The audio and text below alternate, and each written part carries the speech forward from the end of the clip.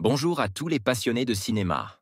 Je suis enchanté de vous retrouver sur ma chaîne Cinémadicte, où je vous propose les meilleures infos sur les nouveautés cinématographiques et les films déjà sortis. N'hésitez pas à vous abonner pour ne rien manquer des contenus captivants à venir. Bonjour à Allons-y. tous, et bienvenue sur ma chaîne. Aujourd'hui, je vais aborder un sujet qui me tient particulièrement à cœur, comment écarter l'orgueil pour déjouer les préjugés. Dans cette vidéo, je vais partager avec vous des réflexions sur l'importance de l'humilité et de l'ouverture d'esprit dans nos interactions quotidiennes.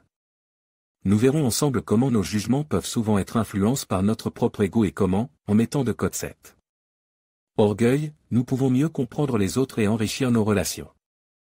Restez avec moi pour explorer ce thème fascinant et découvrir des pistes pour évoluer ensemble. C'est une vérité universellement reconnue qu'un célibataire pourvu d'une belle fortune doit avoir envie de se marier, et, si peu que l'on sache de son sentiment à cet égard, lorsqu'il arrive dans une nouvelle résidence, cette idée est si bien fixée dans l'esprit de ses voisins qu'ils le considèrent sur le champ comme la propriété légitime de l'une ou l'autre de ses filles. Quiconque s'intéressait un peu à la culture anglo-saxonne, et surtout à la littérature, connaît Jane Austen et ses fameux ouvrages dont Orgueil et Préjugés. Une histoire qui a fait rêver tant de jeunes femmes, dont moi, depuis le XIXe siècle pour son histoire d'amour, même si ce roman va bien plus loin que le romantisme. Ce qui nous importe ici, c'est l'adaptation cinématographique de Joe Wright sortie en 2005. Orgueil et Préjugés, titre relativement rébarbatif, je vous l'accorde, c'est l'histoire d'une famille, les Bennet, issue de la petite bourgeoisie anglaise. Comme tous les parents à cette époque, Monsieur et Mrs Bennet cherchent à tout prix à caser leurs 5 filles dans le beau monde, histoire qu'elles ne finissent pas à la rue à la mort du père, phallocratie quand tu nous tiens.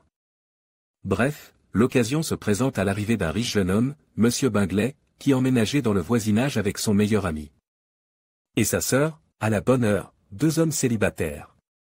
Durant ce film nous suivons donc les amours de plusieurs filles Bennet qui doivent faire face aux préjugés, au rang social et à l'emprise de la famille. C'est donc non seulement une œuvre romantique mais aussi une critique piquante de la société anglaise au XIXe.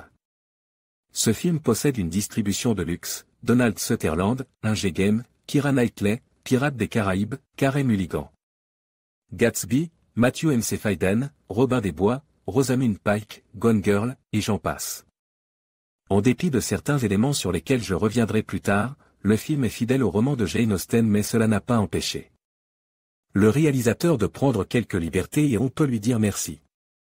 Orgueil et Préjugés présente un style qui lui est propre tant dans la mise en scène que dans les choix de Joe Wright, des prises de vue large, parfois saccadées et brutes qui sont osées mais qui donnent un résultat plutôt pas mal.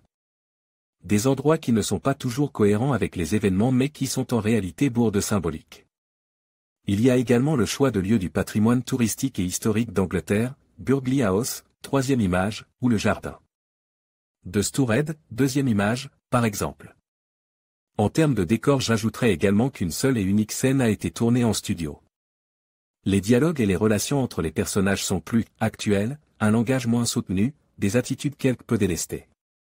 De la courtoisie du XIXe, sans pour autant dédaigner les dialogues du roman, les conversations entre Darcy et Elizabeth sont parfois identiques. Ainsi, cela en fait un film accessible à tous, même à la racaille aux jeunes d'aujourd'hui. Voilà donc pour ce qui est des spécificités du film, qui sont tout de même de bons points.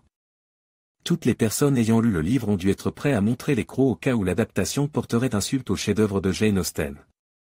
Non, non et non, c'est tout le contraire puisqu'il a conquis un large public, de simples cinéphiles comme les amateurs de littérature anglaise. Et, qu'on le veuille ou non, cette histoire figure dans les plus belles histoires d'amour du cinéma et de la littérature. Une histoire d'amour pure et poétique où les mots sont ici bien plus puissants et remplacent merveilleusement bien des scènes érotiques. Certains seront peut-être contents d'apprendre que ce film ne mériterait aucunement de se nommer 50 nuances de Darcy. Même s'il manque certains éléments typiques du style austinien, le film propose une peinture réaliste de la société de cette époque. L'importance des relations sociales à travers les nombreux bals et dîners, les mariages de convenance dus à l'importance de l'argent. Les inégalités entre les classes sociales, Miss Bingley ne cache jamais son aversion pour les personnes inférieures à son niveau de vie, par exemple, et se moque bien ouvertement de leur manière. Bien entendu, le timing du film impose que les sentiments amoureux progressent beaucoup plus vite et de façon moins complexe que dans le livre, de toute façon on préfère les voir s'aimer que se mépriser. Tous les details du film sont savamment choisis, associés avec soin et de façon métaphorique. Prenons un exemple qui est la scène du bal donne à Netherfield par le nouveau venu, Monsieur Bingley, lorsqu'Elizabeth et Darcy dansent. Tous les deux et qu'ils semblent se rapprocher quelque peu, plus la danse avance et moins l'on voit les autres protagonistes pour qu'ils finissent par disparaître complètement et les laisser seuls dans le cadre. Si ce n'est pas magique, ça. Quant à la fin, elle laisse une désagréable envie d'en savoir plus. Il existe, d'ailleurs, une fin alternative qui même si elle est très jolie, ne nous rassasie pas plus. Il n'y a donc personne qui a retrouvé les manuscrits d'un Orgueil et Préjugés 2 ? Non, au lieu de ça on préfère réadapter l'histoire en y ajoutant des zombies, non mais vraiment. Enfin, pour conclure, Orgueil et Préjugés, c'est un film beau dans tous les sens du terme, les décors, son histoire, l'amour, la façon dont il est tourne, cela relève de la poésie. Et si le film vous a plu, le roman vous plaira davantage.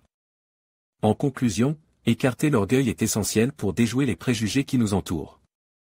En cultivant l'humilité et l'ouverture d'esprit, nous pouvons mieux comprendre les autres et favoriser des échanges enrichissants.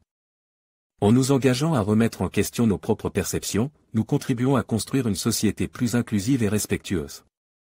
N'oublions pas que chaque rencontre est une occasion d'apprendre et de grandir ensemble. Merci de votre attention et à bientôt pour de nouvelles réflexions.